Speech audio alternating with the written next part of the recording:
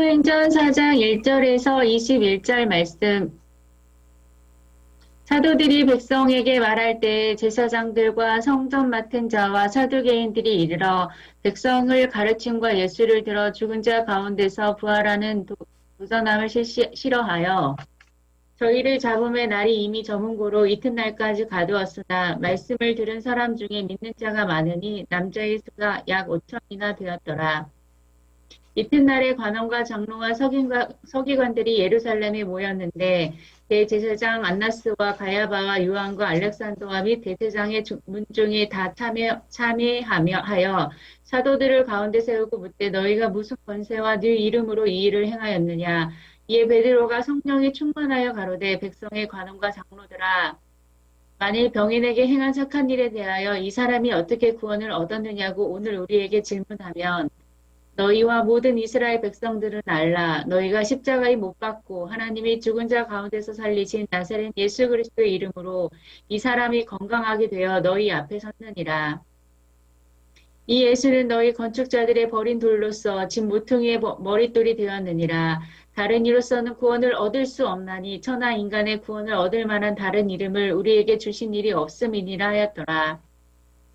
저희가 베드로와 요한이 기탄 없이 말함을 보고 그 본래 학문 없는 범인으로 알았다가 이상히 여기며 또 그 전에 예수와 함께 있던 줄도 알고 또 병 나은 사람이 그들과 함께 섰는 것을 보고 힐난한 말이 없는지라. 명하여 공회에서 나가라 하고 서로 의논하여 가로되 이 사람들을 어떻게 할꼬. 저희로 인하여 유명한 표적 나타난 것이 예루살렘에 사는 모든 사람에게 알려졌으니 우리도 부인할 수 없는지라. 이것이 민간에 더 퍼지지 못하게 저희를 위협하여 이 후에는 이 이름으로 아무 사람에게도 말하지 말게 하자 하고 그들을 불러 경계하여 도무지 예수의 이름으로 말하지도 말고 가르치지도 말라 하니 베드로와 요한이 대답하여 가로되 하나님 앞에서 너희 말 듣는 것이 하나님 말씀 듣는 것보다 옳은가 판단하라. 우리는 보고 들은 것을 말하지 아니할 수 없다 하니 관원들이 백성을 인하여 저희를 어떻게 벌할 도리를 찾지 못하고 다시 위협하여 놓아주었으니 이는 모든 사람이 그 된 일을 보고 하나님께 영광을 돌림이러라. 아멘. 제가 먼저 기도하고 같이 하나님의 말씀을 저희들이 봤으면 좋겠습니다. 하나님, 거룩하고 복된 주일 하나님의 종들이 하나님 앞에 모였습니다. 하나님, 우리 예배를 기쁘게 받아주시고 하나님 앞에 또 나아가는 귀하고 복된 시간 될 수 있도록 은혜를 다하여 주시옵소서. 말씀으로 충만케 해주시고 말씀을 통하여서 더욱더 하나님을 알아가는 귀하고 복된 시간 되게 하여 주시옵소서. 종의 연약한 모습 잠시 십자가에 가려주시고 오직 주님만이 드러날 수 있도록 은혜를 다하여 주시옵소서. 함께하여 주실 줄 믿사오며 살아계신 예수님 이름으로 기도드립니다. 아멘.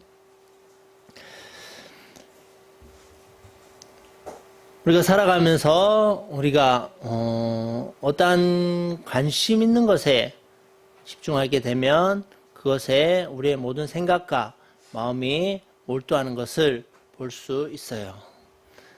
내가 만약에 어떤 차에 관심이 있다라면 차에 대해서 이렇게 집중적으로 보게 되고 또 그 차를 구입하기 위해서 여러 인터넷 사이트나 여러 가격들을 비교하면서 알아보게 되죠.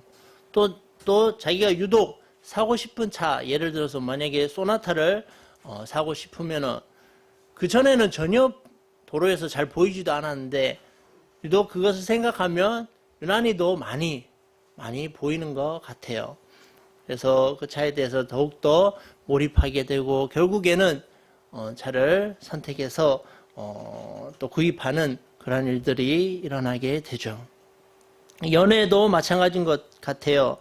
남자가 여자에게, 여자가 남자에게, 이성에게 관심을 가지면은 이제 누가 내 남친이 될 것인가, 누가 내 여친이 될 것인가 집중하게 되고 몰입하다 보면은 이제 머릿속에 계속 그 이성이 떠나지 않고 결국에는 남자친구나 여자친구로 이렇게 또 변하게 되는 것 같습니다. 공부도 마찬가지죠. 내가 공부에 관심이 있다라면 내 시간과 내 모든 마음을 다 신경을 써서 투자하게 되고 또 몰입해서 공부를 하게 된다라면 당연히 시험 성적은 좋아질 수밖에 없는 것 같아요. 우리 아이들이 요즘 막 악기에 많이 이렇게 심취되어 있고 악기 다루는 걸 좋아하는데 그것에 집중하게 되면 몰입하게 되고 몰입하다 보면은 이제 기타의 실력도 악기의 실력도 점점 늘어나는 것을 볼 수 있습니다. 근데 우리 그리스도인들이 여러 가지의 우리의 관심사를 두고 살아갈 수 있지만 가장 우리의 최대의 관심사는 바로 예수 그리스도라는 사실이죠. 우리의 최대의 관심사는 다른 무엇이 될 수도 있겠지만 최우선적으로는 우리 하나님이 되어야 된다라는 것이죠. 하나님에 대해 바르게 알려면 하나님께서 우리에게 주신 성경을 봐야 할 것이고 그 성경을 연구를 해야 할 것이고 그 연구를 통해서 하나님을 깊이 알아가야지만이 하나님의 뜻을 우리가 분별하게 되고 어떻게 살아가는 것이 하나님이 기뻐하시는 것인지 어떻게 살아가는 것이 하나님이 기뻐하지 않는 것인지 분별할 수 있다라는 것이죠. 잘 분별하여서 가장 중요한 것은 그분의 뜻대로 살아가는 것이 중요한 것 같습니다. 오늘 우리가 함께 살펴볼 사도행전 4장 말씀 본문을 통하여서 우리는 성삼위 하나님을 믿는 하나님의 백성들이잖아요. 그중에 성령 하나님이신 삼위 하나님 중에 성령 하나님이신 그분에 대해서 우리가 좀 더 집중 있게 함께 살펴보려고 합니다. 신약 성경에 보면 성령으로 충만하라라는 말이 많이 나오죠. 그 말씀을 보면은 에베소서 5장 18절에도 이런 말씀이 나오죠. 에베소서 5장 18절에 보면 나오나요? 예, 함께 읽어보겠습니다. 시작.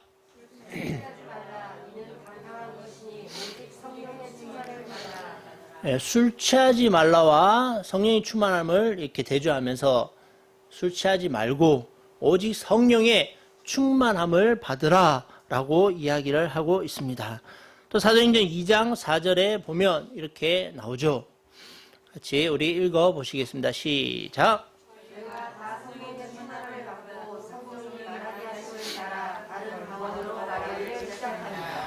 그리고 4장 8절 말씀에 또 이렇게 나옵니다. 함께 읽어보겠습니다. 이에 베드로가 성령이 충만하여 가로되 백성의 간원과 장로들과 31절 말씀 빌기를 다음에 모인 곳이 진동하더니 우리가 다 성령이 충만하여 담대히 하나님의 말씀을 전하니라. 아멘. 성령으로 충만하라고 이렇게 신약성경에 보면 많이 나오고 있다는 거예요. 그런데 성령으로 충만하라는 어구는 누가복음과 사도행전 그리고 에베소서에 우리가 처음에 읽었던 에베소서에 총 15번이 나오는데 누가문헌에는 어떤 책이 있죠? 누가복음과 사도행전이 있잖아요. 누가복음과 사도행전을 적었잖아요. 그 누가문헌에만 14번이 나온다라는 거예요. 그리고 성령의 충만하라는 이 어구가 오직 에베소서에만 한 번이 나오고 있다라는 것이에요. 그러니까 누가가 잘 사용했던 어구가 바로 성령으로 충만하라. 누가복음과 사도행전에 총 14번이 나오고 그리고 바울이 에베소서에서 한 번 성령으로 충만하라라고 이야기를 하고 있다라는 것이죠. 그렇다면 성령 충만한 사람은 어떤 사람인가? 또 성령 충만한 상태는 과연 어떠한 상태인가? 성령으로 어떻게 충만할 수 있는가? 우리가 성령으로 충만할 수 있는 그러한 것들을 성경을 통해서 알아야 된다라는 것이에요. 충만하다는 것이 이게 가득 차다라는 말인데 우리가 쉽게 이렇게 또 오해하는 것이 성령이 마치 핸드폰에 배터리가 없으면은 충전기를 꽂아가지고 충전하듯이 그렇게 충전하는 것은 아니라는 거예요. 그렇다면 성령 충만한 상태, 성령 충만한 사람은 어떠한 사람인지 우리가 잘 알고 있어야 된다는 것이죠. 먼저 성령 충만은 인간이 관심을 가져서 우리 편으로 마음대로 가져올 수 있는 것이 아니라는 거예요. 성령은 하나님 편에서 택한 하나님의 백성들에게 보내는 선물이라는 것이죠. 성령 하나님이 눈에는 보이지 않고요. 성령 충만하다라고 해서 어떤 느낌이나 몸의 변화가 일어나지 않는다는 거예요. 뭐 다르게 이렇게 몸의 변화나 뭐 어떤 느낌이 있을 수는 있지만 저는 이렇게 신앙생활을 하면서 그러한 느낌이나 변화로 성령 충만하다는 것을 알 수는 없었던 것 같아요. 초대교회에 보면 사도행전 2장에 보면은 그렇게 나오잖아요. 마가의 다락방에 120명의 문도들이 같이 모여서 성령이 임하였을 때 불 같은 것이 사람 위에 이렇게 머물고 그 당시에 있는 사람들이 다른 언어로 이렇게 말하는 것을 볼 수 있잖아요. 그것은 계속해서 지속적으로 나타나는 현상들이 아니고 그 당시에 단회적으로 하나님께서 그 당시에 있던 하나님의 백성들을 하나 되게 하신 그러한 사건인 것 같습니다. 만약에 이게 지속적으로 된다라면 우리가 성령을 받았을 때 성령이 이제 내 안에 있다는 것을 확신할 때 우리 역시도 머리에 불 같은 것이 있어야 되겠죠. 혹시 보신 적 있습니까? 우리가 다른 언어로 그냥 방언이 아니라 다른 언어로 내가 갑자기 할 수 없었던 미국말을 막 하고 일본어를 막 하고 중국말을 막 하고 그러지는 않잖아요. 그럴 수도 있겠지만 일반적으로는 그런 일들이 일어나지 않다라는 것이죠. 그래서 그 당시에는 단회적으로 하나님이 이제 성령을 보내주시겠다고 약속을 하셨고 그 당시에 모였던 제자들이 하나가 되었던 그 사건이라는 것을 우리가 알 수 있다는 것이죠. 그러나 지금은 성령이 내 안에 있다라는 그 증거는 주님이 이제 나의 구주로 믿겨진다라는 사실이에요. 아멘이십니까? 주님이 정말 나를 사랑하시고 나를 구원하시고 나를 하나님의 자녀로 삼아 주셨다라는 그 사실이 믿겨진다라는 거예요. 고린도전서 12장 3절에 보면 이런 말씀이 있죠. 우리 같이 한번 읽어 보시겠습니다. 같이 읽어 보시겠습니다. 시작. 그러므로 내가 너희에게 알게 하노니 하나님의 영으로 말하는 자는 누구든지 예수를 저주할 자라 하지 않고 또 성령으로 아니하고는 누구든지 예수를 주시라 할 수 없느니라. 성령으로 아니하고는 누구든지 예수를 주님이시라 할 수 없다라는 거예요. 그러니까 성령으로만이 우리가 주님을 시인할 수 있다라는 거예요. 주님이 주시라는 고백하는 자는 이미 성령이 어디 있다라는 거예요? 내 안에, 내 마음 가운데 그 성령이 있다라는 것을 그 사실이 정말로 믿겨진다라는 거예요. 주님을 믿는다라는 건 이게 이성적으로나 논리적으로 접근할 수 없는 부분이잖아요. 죽었던 사람이 어떻게 다시 살아납니까? 그 어떤 종교에서도 말하지 않는 부분이잖아요. 사람이 죽으면 끝이라고 이렇게 이야기를 하지만 성경에서는 그렇게 이야기를 하지 않고 있다는 것이죠. 그 사실을 우리는 믿는다라는 것이에요. 우리의 생각을 완전히 바꿔주신 하나님의 능력이 우리에게 임하게 되었고 그 성령을 정말로 우리는 선물로 받았다라는 사실이죠.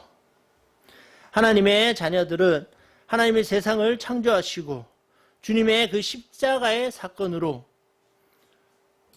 우리의 죄를 용서하여 주시고 하나님과의 그 단절된 관계가 회복이 되어지고 우리에게 영원한 생명을 주셨다는 그 사실, 그 성령 우리에게 보내셨다는 사실이 믿겨진다는 것이에요. 저와 여러분들이 여기 계신 하나님의 모든 자녀들이 이 사실이 정말로 믿겨지는 저와 여러분들이 되기를 간절히 소망합니다. 이 모든 사실, 성경에 기록된 모든 사실이 다 믿겨진다는 거예요. 이게 정말 누구나 그런 것이 아니에요. 교회를 오래 다녔는데도 불구하고 믿겨지지 않는 사람들이 많이 있어요. 교회 사역을 하다 보면, 예전에 사역을 하다 보면 정말 그런 분들이 질문을 해요. 솔직히 저는 믿겨지지가 않는다라고. 자기 자신도 미치겠는 거예요. 자기 자신도. 자기도 믿으려고 하는데 믿겨지지가 않는다라고 이야기를 하는 거예요. 주님이 정말로 믿겨지는 우리는 이것이 정말 하나님의 크신 은혜구나라는 사실을 잘 아는 저와 여러분들이 되었으면 좋겠습니다.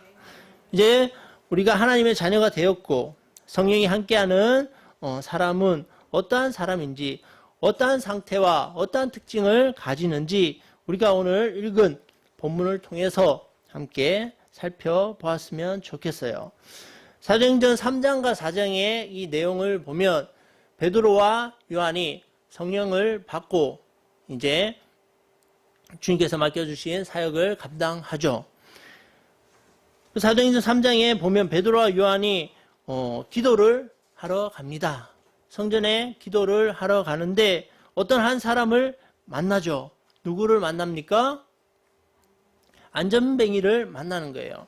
성전에 들어가려면 미문이라는 곳을 통해서 들어가게 되는데 거기에 앉아있던 날 때부터 안전뱅이였던 사람을 만나게 돼요.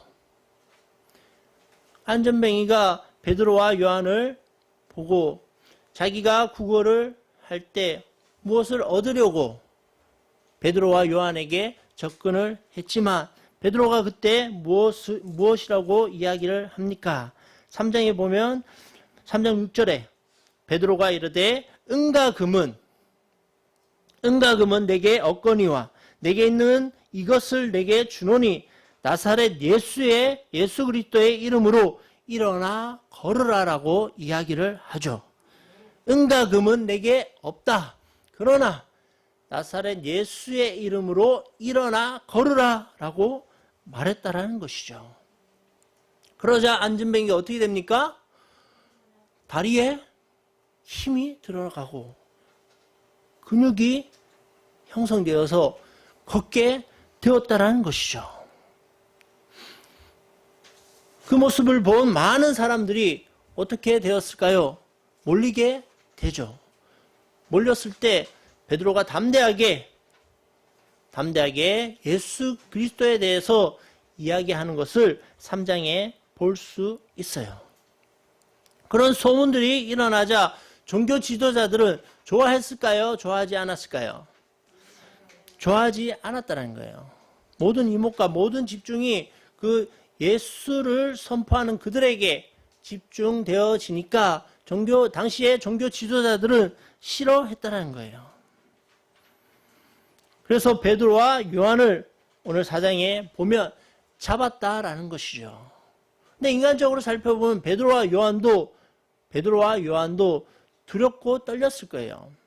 당시 종교 지도자들이 실세였기 때문에 어떻게 할지 모르기 때문에 자신의 목숨이 위협을 받고 어려움을 겪을 수 있기 때문에 인간적으로 생각한다면 베드로와 요한도 그 상황을 이렇게 겪기에는 많이 힘이 들었을 것이에요. 그러나 오늘 본문을 볼 때 베드로와 요한은 위협이나 협박에 굴하지 않는 것을 볼 수 있어요. 그것은 바로 성령으로 충만했기 때문에 베드로와 요한이 예수 그리스도의 이름을 담대히 선포하는 것을 볼 수 있다는 거예요. 먼저 첫 번째 담대한 모습이 8절부터 12절에 보면 나타나고 있어요.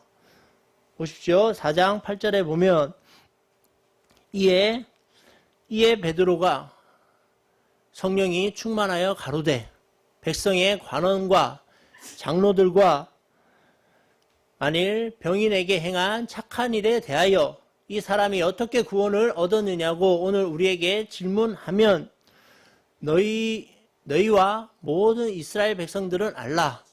너희가 십자가에 못 박고 하나님이 죽은 자 가운데서 살리신 나사렛 예수 그리스도의 이름으로 이 사람이 건강하게 되어 너희 앞에 섰느니라.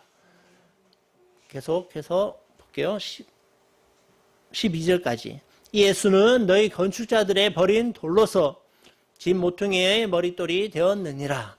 다른 이로서는 구원을 얻을 수 없나니 천하 인간의 구원을 얻을 만한 다른 이름을 우리에게 주신 일이 없음이니라 하였더라. 성령 충만한 사람은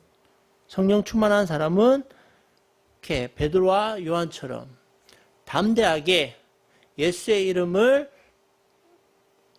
전하는 모습을 볼 수 있죠.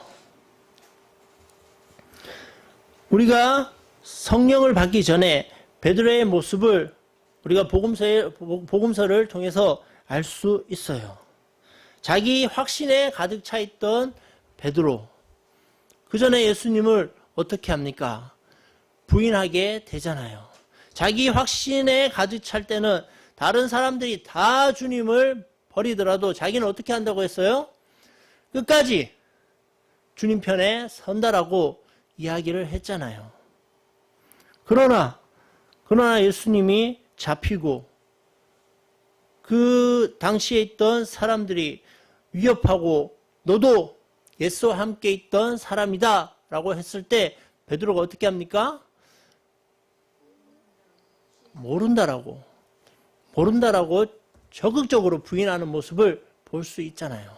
예수님이 말했던 것처럼 다 구기 전에 너가 나를 부인한다라고 했는데 몇 번 부인을 합니까? 3번씩이나 주님을 모른다라고 했잖아요.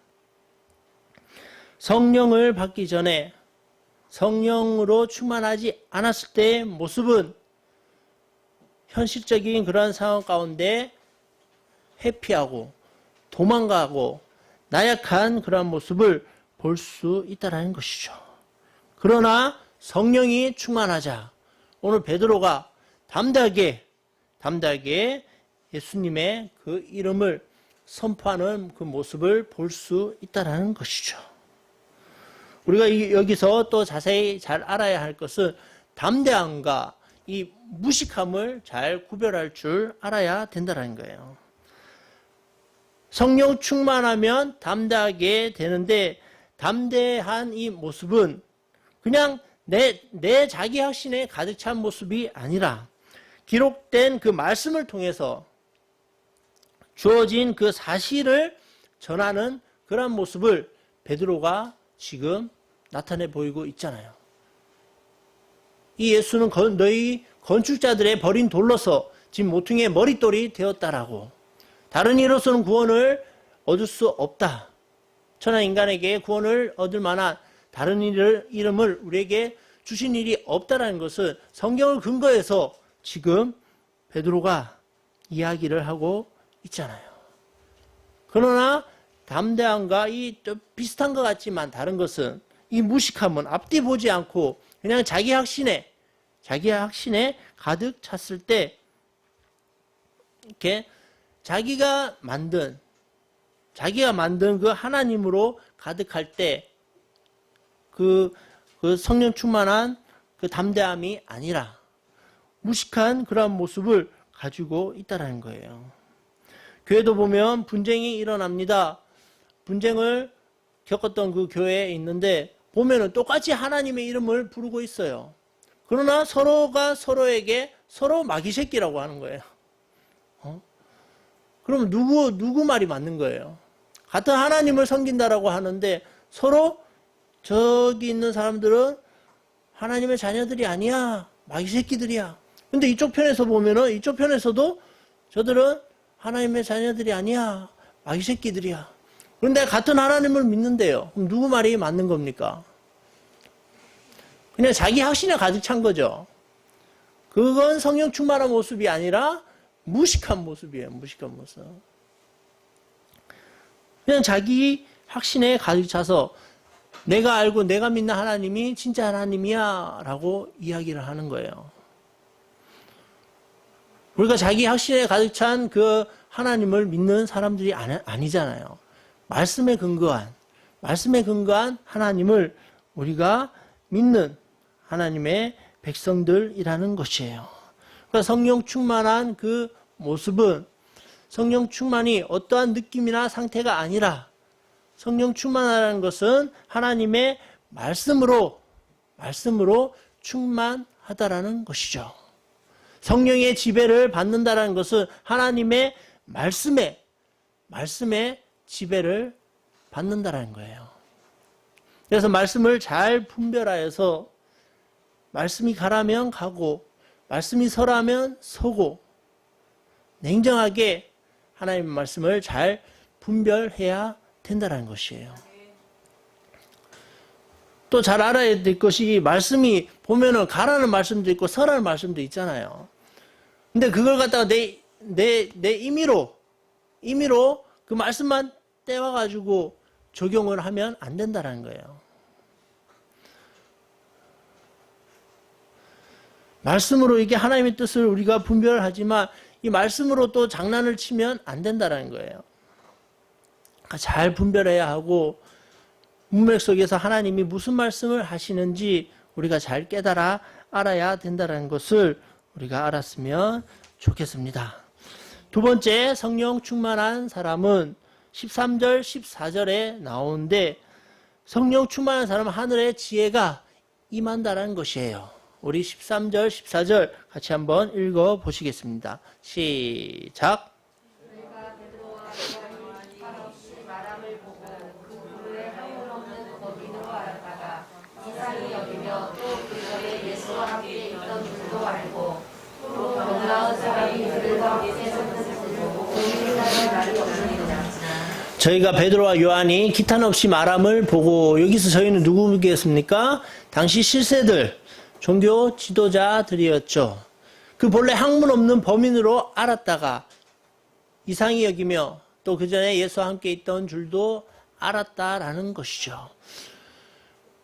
베드로와 요한, 예수님의 제자들이 가말리엘 문화생도 아니었고 당시 종교 지도자도 아니었잖아요. 이들은 어디 출신입니까? 갈릴리 어부 출신이라는 거예요. 그러니까 이들이 막 담대하게 예수의 이름을 선포하는 것을 보고 이 종교 지도자들이 막 이상하게 여긴 거예요.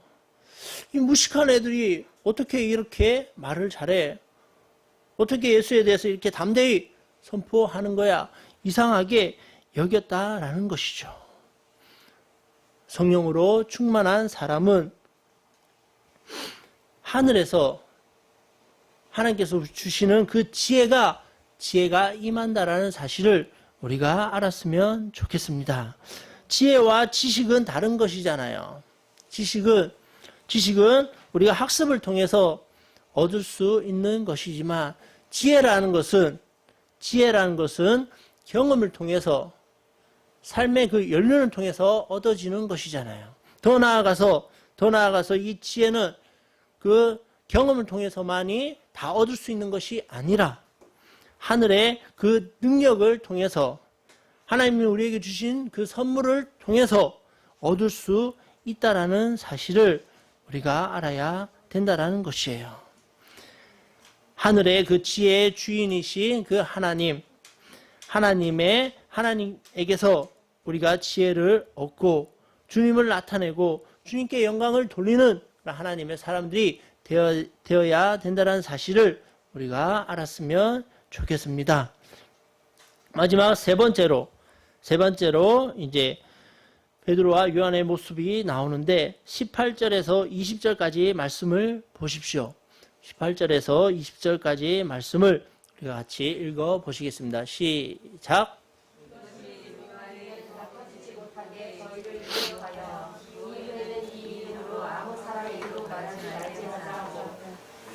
그러 경계하여 도무지 예수의 이름으로 말하지도 말고 가르치지도 말라 하니 베드로와 요한이 대답하여 가로되 하나님 앞에서 너희 말 듣는 것이 하나님 말씀 듣는 것보다 우리가 가난하라. 우리는 보고 들은 것을 말하지 아니할 수 없다 하니 그 위협과 어려움 속에 타협하지 않고 무엇을 듣고 무엇을 말해야 되는지 바르게 판단하는 베드로와 요한의 모습을 볼 수 있습니다. 하나님 앞에서 너희 말 듣는 것이 하나님 말씀 듣는 것보다 옳은가 판단해 바라고 이야기를 하고 있죠. 우리가 보고 들은 것을 말하지 아니할 수 없다라고 담대하게 이야기하는 모습을 볼 수 있습니다. 그러면서 오직 주님만을, 자기 자신을 드러내지 않고 주님만을 드러내는 베드로와 요한의 모습을, 즉 이들의 모습은 성령 충만한 모습을 볼 수 있다는 것이에요. 지금 이 시대를 살아가는 우리 역시 성령을 받은 사람이고, 성령을 받았다는 증거는 내 안에 주님이 정말 나의 주님이라고 믿겨지는 사람이잖아요. 그렇기 때문에 우리는 성령이 함께하고 성령 충만한 사람이라는 것이에요. 그런 사람들을 세상은요, 끊임없이 우리를 위협하고 조롱하고 비아냥거린다는 거예요. 예수 믿으면 뭐가 그렇게 좋냐? 떡이 나오냐? 밥이 나오냐? 그렇게 우리를 무시하죠. 예수님을 알지 못하고 그냥 내가 최고인 사람들은 나의 행복만을 위해서 살아가잖아요. 나의 행복이 최고고 세상에서 통용되는 그 물질이 최고고 잘 먹고 잘 사는 것이 가장 중요하다라고 그렇게 거기에다가 가장 큰 가치관을 두고 사람들이 살아가고 있잖아요. 자기중심적으로 하나님을 배제하고 자기중심적으로 이 말을 한다면 이 말은 맞는 말이에요. 그러나 내 중심적으로 우리가 살아가더라도 우리에게는 주님 없이 하나님 없이는 절대적으로 만족함이 없고 늘 갈급함과 그 공허함 속에 살아갈 수밖에 없는 사람이라는 것이죠. 어떤 한 욕심이 있으면 그 욕심은 더 커져가고요. 자신의 그 기분에 따라서 좋아졌다가 또 한순간에 무너졌다가 또 좋은 일이 있으면 또 좋아졌다가 왔다 갔다 그런 세상에 살다 보니까 우울증도 오고 조울증도 오고 그런다는 거예요. 며칠 전에는 서울에는 집값이 3억이 올랐다 이야기하더만 또 어제는 보니까 하루아침에 1억이 떨어졌다. 그렇게 이야기를 하더라고요. 그럼 거기 살던 사람들은 하루아침에 3억이 오르면 기분이 막 좋겠죠. 이 집을 팔아야 되나 말아야 되나. 또 며칠 지났는데 또 하루 만에 또 1억이 떨어졌다고 얘기해요. 그러면 그 마음이 어떻겠어요? 또 이게 좋지 않겠죠. 그렇게 왔다 갔다 하는 그런 생활들을 반복하거든요. 욕심은 끝이 없고 만족도 없고 공허함이 날이 가면 갈수록 이렇게 더 생긴다는 것이죠. 그러나 우리 인생의 주인이시고 이 세상을 다스리시고 우리와 함께 하시는 그 하나님이 우리 마음 중심에 서 있다라면 그런 세상 가치관 속에 우리의 마음이 요동하지 않다라는 것이죠. 그럼 그냥 어디 집값이 올랐다 하면 올랐는갑다. 내리면 내렸는갑다. 그냥 우리는 하나님께서 주신 그러한 생활과 환경 속에서 만족하며 살아갈 수 있잖아요. 성령 충만한 사람들은 세상 사람들이 얘기하는 그 가치관에 우리의 마음과 정신이 집중되는 것이 아니라 그 모든 것들을 다스리시고 통치하시는 하나님께 우리의 마음을 두고 살아간다라는 사실을 우리가 잘 알았으면 좋겠습니다. 결국에 우리를 지으시고 나의 모든 상황들을 잘 아시고 결국에는 나를 가장 선한 길로 인도하시는, 그리고 가장 영광스러운 길로 인도하시는 그 주님을 우리가 의지하며 살아가기를 소망합니다.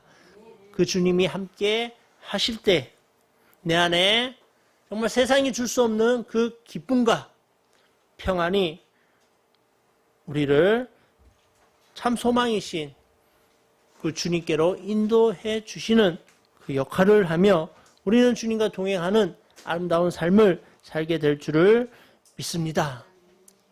이러한 사실들이 있기 때문에, 이러한 일들이 있기 때문에 수많은 순교자들의 그 죽음이, 주님 때문에 죽었던 그 죽음이 절대로 헛된 것이 아니라는 것이죠. 세상 가치관으로 봤을 때는 세상 사람들은 조롱하죠. 저 죽음은 개죽음이다. 저 죽음이 어떻게 아름다울 수 있어? 라고 이야기를 하지만 하나님 편에서 보면 가장 영광스러운 그런 죽음이고, 그들을 통해서 예수 복음이 지금까지도 전해지고 있고, 그리고 앞으로도 이 복음이 번져서 퍼져서 나아가게 될 줄을 믿습니다. 이 복음을, 이 복된 복음을 들은 우리 역시 성령으로 충만하여서 주님을 드러내는 그런 복된 삶을 살기를 간절히 소망합니다. 오늘 성령 충만한 그 사람의 세 가지 특징을 베드로와 요한을 통해서 우리가 살펴보았어요. 첫 번째는 담대한 베드로와 요한의 모습을 보았고, 지혜롭게 종교 지도자들 앞에서 말하는 모습을 보았고요. 이들이 자기 자신을 드러내지 않고 오직 예수 그리스도의 이름만을 드러내는 모습을 보았어요. 그들이 주문하는 것, 종교 지도자들이 주문하는 것이 딱 두 가지였어요. 예수의 이름을 말하지도 말고 가르치지도 말라라고 이야기를 했을 때 그들은 거기에 굴복하지 않았어요. 너희 말을 듣는 것이 옳으냐? 하나님의 말씀을 듣는 것이 옳으냐? 라고 오히려 역으로 질문하고 담대하게 예수님의 이름을 이야기하는 것을 볼 수 있다라는 것이죠. 우리 역시도 성령 충만한 모습으로 담대하고 지혜롭게 주님을 드러내는 그런 삶을 살았으면 좋겠습니다. 또한 성경은 성령을 통해서 아름다운 열매를 맺게 될 것이라고 이야기를 하죠. 갈라디아서 5장 22절에 보면 저희들이 너무나도 잘 알고 있는 말씀이죠. 같이 한번 읽어보시겠습니다. 시작. 오직 성령의 열매는 사랑과 평화와 화평과 오래 참음과 자비와 양성과 충성과. 그 다음 절까지 읽어볼게요. 온유와 절제니 이 같은 것을 금지할 법이 없느니라. 열매를 맺는다라는 것은 내적인 것에 머물지 않고 외적인 것으로 보여진다는 것이죠. 열매라는 것이 이렇게 눈으로 보이는 거잖아요. 우리가 그 열매를 따서 먹잖아요. 즉 성령 역시도 성령의 열매를 통해서 우리의 삶이 아름답게 증명이 되어야 한다는 거예요. 성령을 통해서 우리의 인격이 어떻게 해야 됩니까? 온전해야 되고요. 우리의 성품이 아름다워져야 된다라는 것이에요.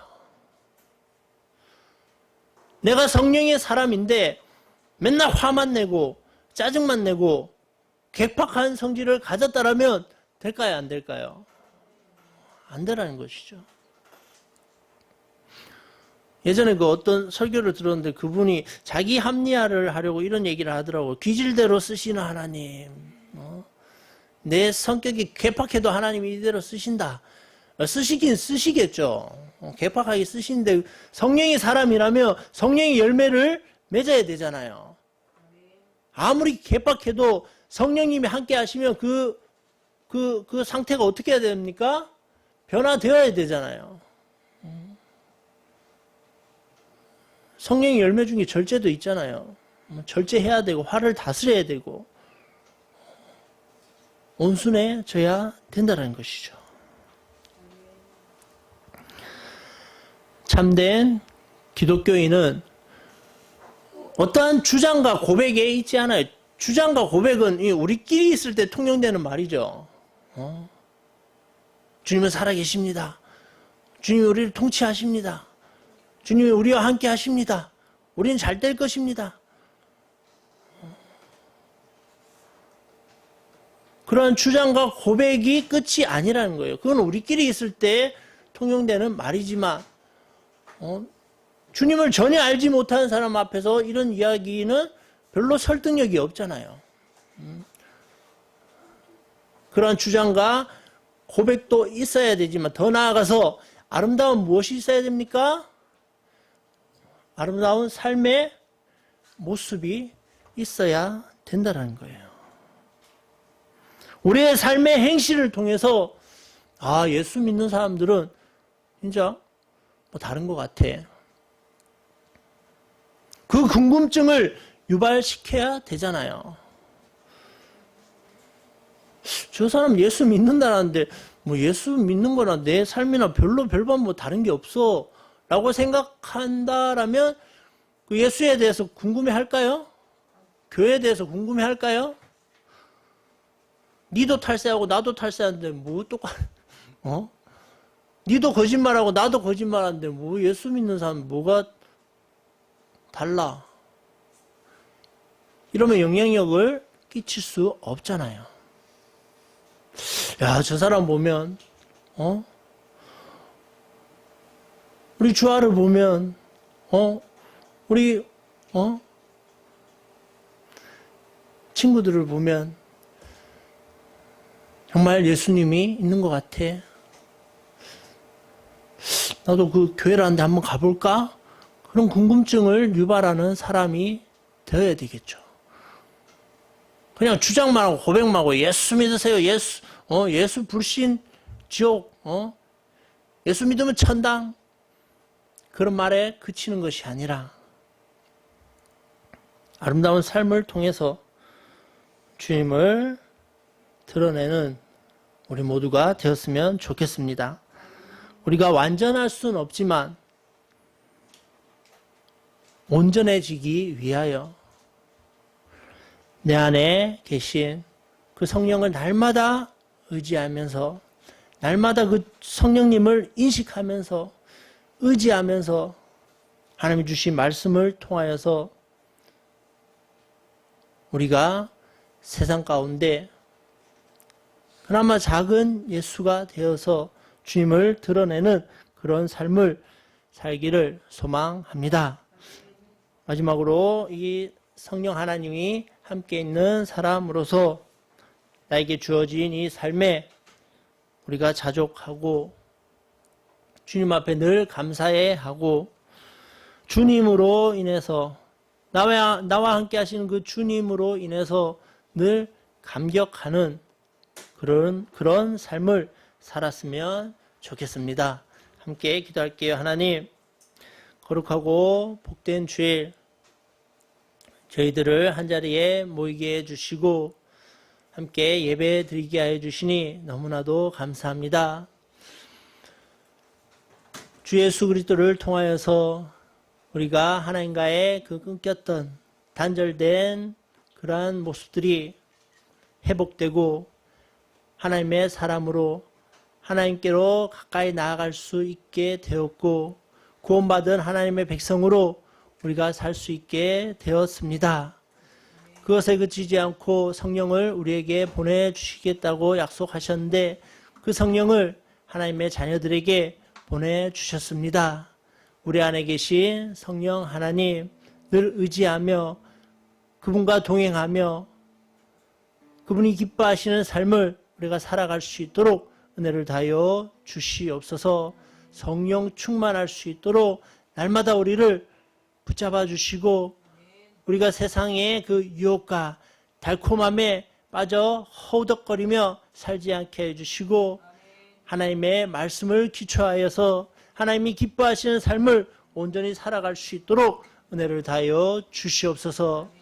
무기력하고 우리가 적당히 세상 가운데 타협하여 살아가는 그리스도인들이 아니라 세상에 빛이 되며 세상에 선한 영향력을 끼치며 살아갈 수 있도록 은혜를 다하여 주시옵소서. 한 주간의 삶을 하나님께 맡겨 드리오니 하나님 우리를 인도하여 주시고 우리와 함께하여 주시옵소서. 이끌어 주시고 붙잡아 주시고 함께하여 주실 줄 믿사오며 살아계신 예수님 이름으로 기도드립니다. 아멘. 하나님의 말씀 민수기 6장 24절에서 26절 말씀에 예발의 객하 예흐바 하나님께서 주시는 성령 충만한 사람이 되어 담대하고